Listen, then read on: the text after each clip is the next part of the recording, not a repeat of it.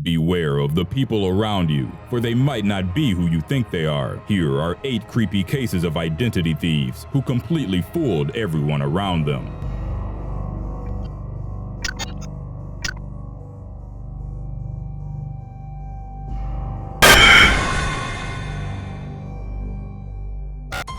Number 8. Britanny Ossenfort. This weird case feels like something out of a creepy movie. Britanny Ossenfort first met her roommate Michelle through friends, and the two got along together quite well. They shared a lot of similarities, and Michelle even had her hairstyle and color match Brittany's. Things started getting a little creepy when Michelle got a tattoo on her hand that was the exact match as her roommate's, but Brittany brushed away any weird thoughts, and the two continued living together for a year. One day, while at work, Brittany got a call from the police asking her to bail up Britanny Ossenfort, which is her own exact name, out of jail. Upon inquiry and further investigation, it was revealed that the Brittany in police custody, who was arrested for prostitution, was none other than Michelle, her roommate. Michelle had been prostituting under the guise of Brittany and even falsely gave her roommate's name and information when questioned by the police. But that's not the end of it. The most disturbing truth is that Michelle's true identity is Richard Phillips, a transgender who has been living as a woman for years. Number 7. Wendy Brown. Wendy Brown, a 34-year-old mother from Wisconsin, was so desperate to turn back time and relive her youth that she did the unthinkable. One day, she showed up at Ashwaubenon High School in Wisconsin and enrolled herself using her 15-year-old daughter's identity, who at that time was living with a relative outside the state. The mother got her own cheerleading outfit and even went to a pool party with her new student friends. But when Wendy was no longer seen at class, school officials reported her for truancy, and her true identity was uncovered. Surprisingly, she was already in police custody, having just recently been caught committing an unrelated crime. Police reports showed that she had quite an extensive criminal record across the country, mostly involving fraud and deceptive practices. Wendy stated that she just wanted to relive her school days, as she never had much of a childhood and never graduated high school. The court ruled her not guilty by reason of mental disorder. Interviewed students admitted that she indeed looked older, but no one wanted to point it out, so they all just went along with it. Number 6. Nicole McCabe. For 3 years, Nicole Sandra McCabe had been living happily with her Israeli husband in Israel. The Australian native was close to expecting her first child when she heard the news of the assassination of Hamas chief leader Mahmoud al-Mabhouh in January 2010. The man who was wanted by the Israeli government was attacked in his hotel room in Dubai and smothered to death with a pillow. But what shocked Nicole the most was the fact that her name was among the people implicated for the murder, and she was now on Interpol's most wanted list.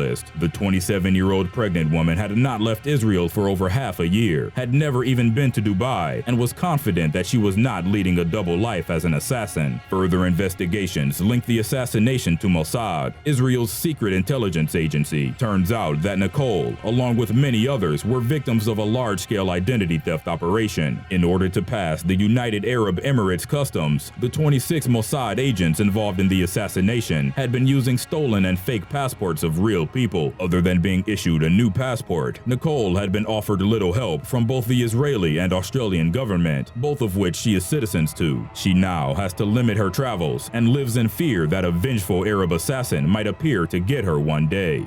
Number 5. Lara Love and David Jackson.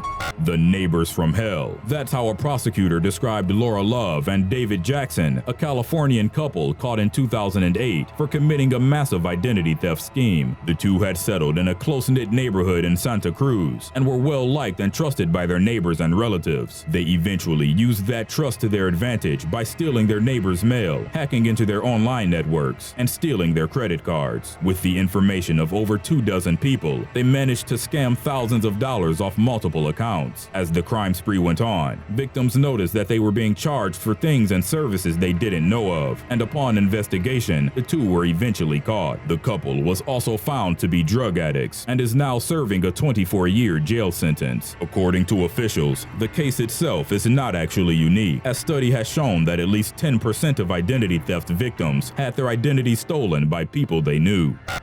Number 4. Rosa Vargas. In 2004, Rosa Vargas from New York was happily making preparations for her upcoming wedding when her marriage application was suddenly rejected 3 weeks before her big day. The reason, as stated by the municipal office, was that she was already married, not to one, but 2 different men, one in Mexico and the other in Ecuador. Distraught and convinced that it was some kind of mistake, Rosa and her fiancé proceeded with their marriage anyway by obtaining their license from a different jurisdiction. The strange incident was almost forgotten, but 5 years later, an Ecuadorian man appeared at her home with divorce papers that he wanted her to sign. Rosa refused to do so, and the family had to show the man a picture of the wedding day to convince him she was not the woman he was searching for. The truth is, Rosa had lost her birth certificate about a decade before her marriage, and the information had been stolen and used by 2 different parties, presumably as part of a scam to naturalize immigrants into becoming U.S. citizens through marriage. In 2012, Rosa was finally able to get the fake marriages invalidated with the help of a lawyer, but her problems were not over. Shortly after, she found out that she was married to yet another person without her consent, this time in Long Island, New York. Number 3. Moscow Philharmonic Orchestra. In 2000, the management of a Hong Kong classical venue was contacted by someone who claimed to represent the Moscow Philharmonic Orchestra, asking if they would be interested to have the group come perform at their place. Delighted, they agreed, as the Moscow Philharmonic Orchestra was internationally renowned as one of the best orchestra groups in the world. The event was publicized widely and was even organized with the help of the Hong Kong government. 10,000 classical music fans attended, and the orchestra did not disappoint. They delivered a splendid performance and received rave reviews in the press. But there was just one problem. Whoever those musicians were, they were certainly not the Moscow Philharmonic. The real group at that time was thousands of miles away on a tour in Europe. When they heard about the sudden praise they got from a performance in Hong Kong, which they never went to, they knew something wasn't right. When news got out about the fake orchestra, the organizers and the government in Hong Kong were left in awkward positions, and some concert goers started asking for refunds, believing they were duped. The fake Moscow Philharmonic had left the country by then, apparently satisfied of their amazing performance that fooled so many people. Number 2. Frederic Bourdin.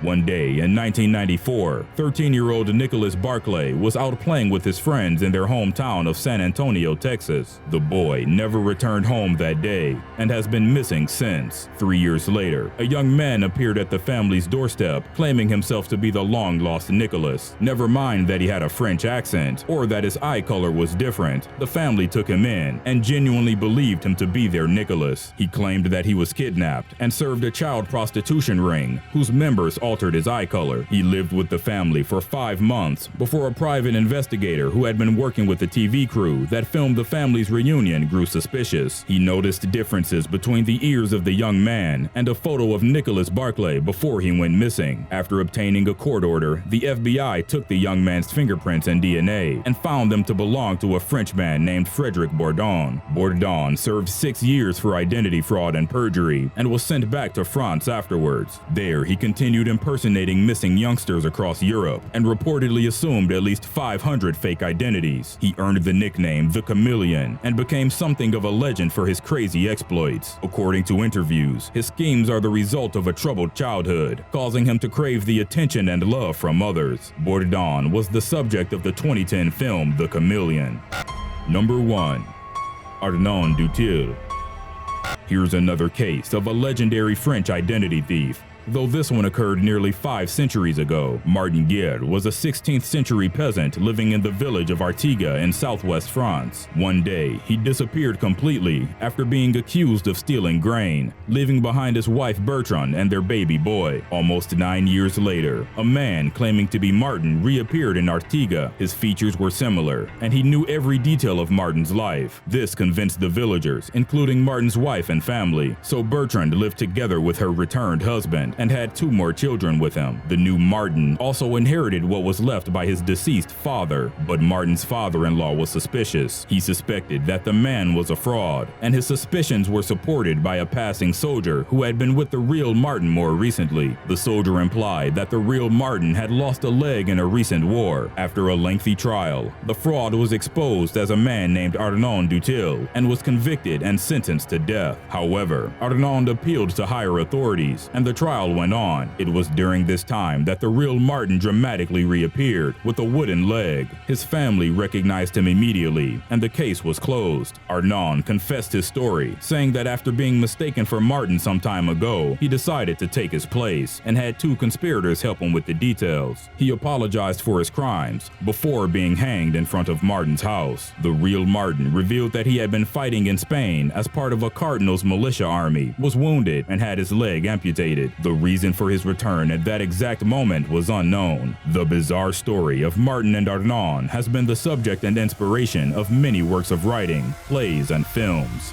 Here, the many establishments lining the streets publicly present themselves as bars and strip clubs, while at the same time operating as brothels. Zona Norte has a long history involving Mexican drug cartels, and the Mexican authorities are known for their corruption and terrible treatment towards visitors. Brothel ownership, pimping, and drugs are all illegal under Mexican law,